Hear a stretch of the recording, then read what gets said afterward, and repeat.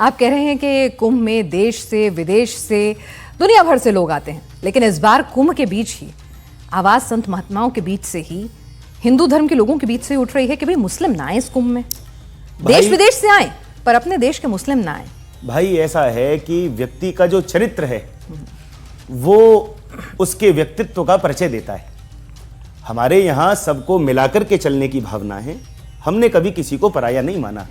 परंतु जो व्यक्ति हमारे धर्म का सम्मान नहीं करते, जो व्यक्ति माता गंगा का सम्मान नहीं करते, जो व्यक्ति भगवान का सम्मान नहीं करते, जो व्यक्ति भगवान श्री राम का सम्मान नहीं करते, तो उनको कुंभ में आके करना भी क्या है। भाई कुंभ व्यक्ति किस लिए आता है?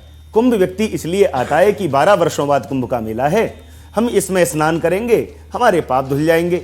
जो पाप को पाप मानते ही नहीं, जिन्हें पाप से कोई, जो कहते हैं कि जो हम कर रहे हैं वही ठीक है, तो ऐसे व्यक्ति जिनको भगवान में श्रद्धा नहीं, गंगा मैया में श्रद्धा नहीं, संत महात्माओं में श्रद्धा नहीं, तो ऐसे व्यक्तियों का कुंभ में कोई काम हो मुझे लगता नहीं है। तो आप चाहते हैं कि कुंभ में मुस्लिम ना आए? जो देखिए, मैं आपको एक बात और बताऊं, हमारे वृंदावन में बिहारी जी का मंदिर है।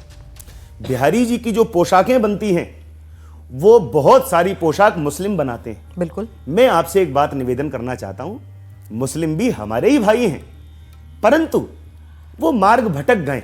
फॉर एग्जाम्पल, ठीक है, तो जो बिहारी जी की पोशाक बनाने वाले हैं वो भी मार्ग भटके हुए हैं या वो ठीक है? नहीं नहीं, वो मार्ग पर चल रहे हैं। अच्छा। वो उल्टा वो ग्लानी करते हैं। एक बार हम अपने वृंदावन में थे तो रासलीला हो रही थी, तो रासलीला में जब हमने एक मुस्लिम भाई को अपने पास में देखा तो मैंने प्रश्न किया, मैंने कि भाई आप तो मुस्लिम हो, आपके तो धर्मगुरु कहते हैं कि आप यहाँ मत जाया करो, ये सब मत किया करो, तो आप यहाँ क्यों बैठे हो? तो एक मुस्लिम के ये शब्द थे, बोले पंडित जी अब क्या बताएं, हमारा अल्लाह ऐसा कुछ बना के ही नहीं गया जो हम ऐसा मनोरंजन कर सकें, वहाँ तो केवल मार काट सिखा करके गए, तो लेकिन हमें स्वाद यहीं आता है, हमें आनंद यहीं आता है, हमारी आत्मा जो है वो यहाँ पर आकर संतुष्ट होती है, प्रसन्न होती है, इसलिए हमें यहाँ बैठकर अच्छा लगता है। तो मैं एक बात पर आपको प्रकाश डालना चाहता हूं, आप भगवान को नहीं मानते। आपकी जब ईद आती है तो चंद्रमा को तो आप मानते हो, आप ईद का चांद देखते हो या नहीं? अरे मेरे देवताओं, हे मेरे भले आदमियों, वो जो चंद्रमा है ना वो भी मेरा ही देवता है, वो भगवान शंकर के शीश पर बैठा हुआ है। तो चंद्रमा को यदि आप पिताजी मानते हो, भगवान मानते हो, तो शंकर जी तो आपके दादाजी हो गए मेरे महाराज, शंकर जी तो आपके पितामह हो गए।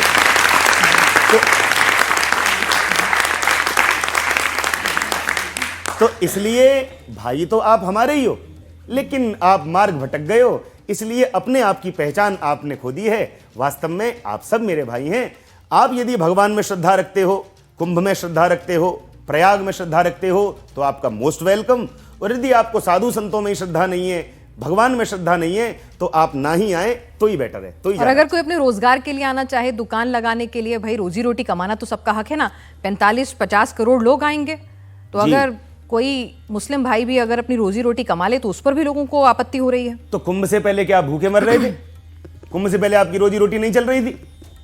नहीं नहीं, मुझे आप एक बात बताइए, आपको रोजी रोटी कुंभ में ही कमानी है? हम तो नहीं जाते आपके मदरसे पे दुकान लगाने के लिए, हम तो नहीं जाते आपकी मस्जिद पे फूल बेचने के लिए।